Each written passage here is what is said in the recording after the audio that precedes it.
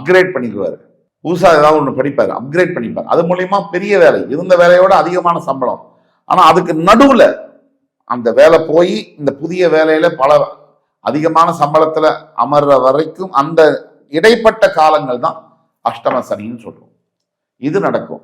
ஒவ்வொரு நகர்வும், சனி பகவானுடைய நகர்வும் சிம்ம ராசிக்கு முதல்ல பிரச்சனையை கொடுத்து மறுபடியும் அதுல இருந்து வெளியில பெரிய சாதனைகளை செய்யும்படியாக மாட்டோம். தான் யார் என்று நமக்கே உணர்த்தக்கூடிய காலகட்டமாக அஷ்டம சனி காலகட்டங்கள் இருக்கும்.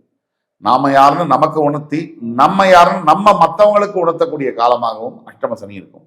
அதே மாதிரி உங்களை யார் யார் ஏமாற்றுகிறார்கள், உங்களுக்கு யார் யார் உண்மை இல்லை, உங்களோட ஸ்திரமான உறவுகள் இல்லை, இதையெல்லாம் வெளிச்சம் போட்டு காட்டக்கூடிய இடத்துல அஷ்டம சனி காலகட்டங்கள் இருக்கும். இந்த சனி பகவான் 8ல இருக்கும் போது முதல்ல சிம்மராசி எதுல கவனமாக இருக்க வேண்டும் அப்படின்னா, உடல் ஆரோக்கியம் பிரச்சனைகள்ல ரொம்ப கவனமாக இருக்கணும். இந்த சாப்பிடுற விதம், இந்த தூங்குற விதம், இதுலெல்லாம் மிக மிக கவனமாக இருக்க வேண்டும் சிம்மராசி அன்பர்கள். அதே மாதிரி அடுத்த விஷயத்தை பாத்தீங்கன்னா, சிம்மராசி அன்பர்கள் எதுல